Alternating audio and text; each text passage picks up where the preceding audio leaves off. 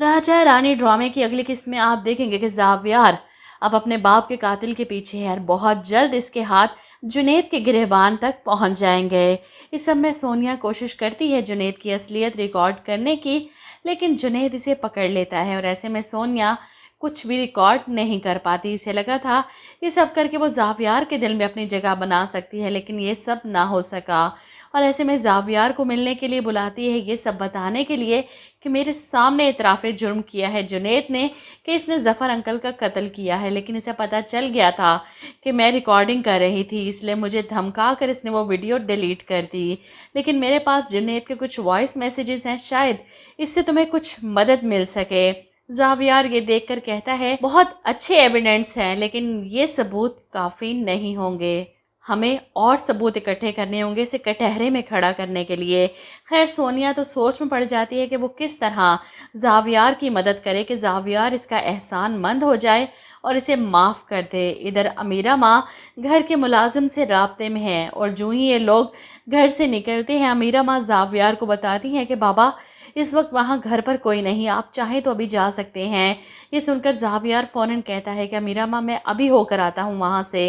ये छुपकर अपने घर पहुँचता है और सीधा अपने बाबा के कमरे में वहाँ की तलाशी लेते हुए इतने अरसे बाद इसे टूटे हुए वास का टुकड़ा मिल जाता है और इस टुकड़े को किसी कपड़े से पकड़कर वो सोचता है कि वास का टुकड़ा बाबा के कातलों तक पहुँचाने की पहली सीढ़ी है।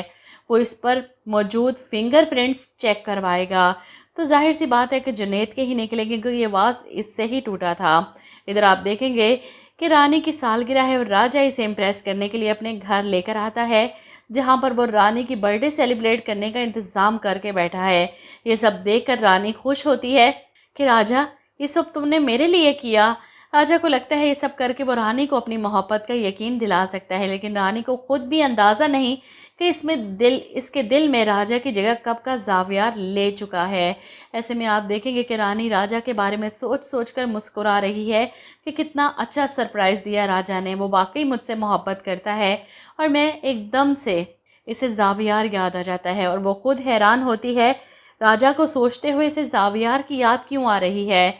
इधर आप देखेंगे कि ज़ावियार जो रानी को अपने साथ डिनर पर लेकर जाता है, इसे बिज़नेस में फ़ायदा हुआ, इसके पापा की कंपनी के शेयर्स इसे वापस मिल गए। वो बहुत खुश है और इस खुशी को वो रानी के साथ शेयर करना चाहता है। अपने सामने इसे बिठाकर बस देखता जा रहा है, जिस पर रानी चिढ़ जाती है कि बस ऐसे ही देखते रहोगे या कुछ बोलोगे भी।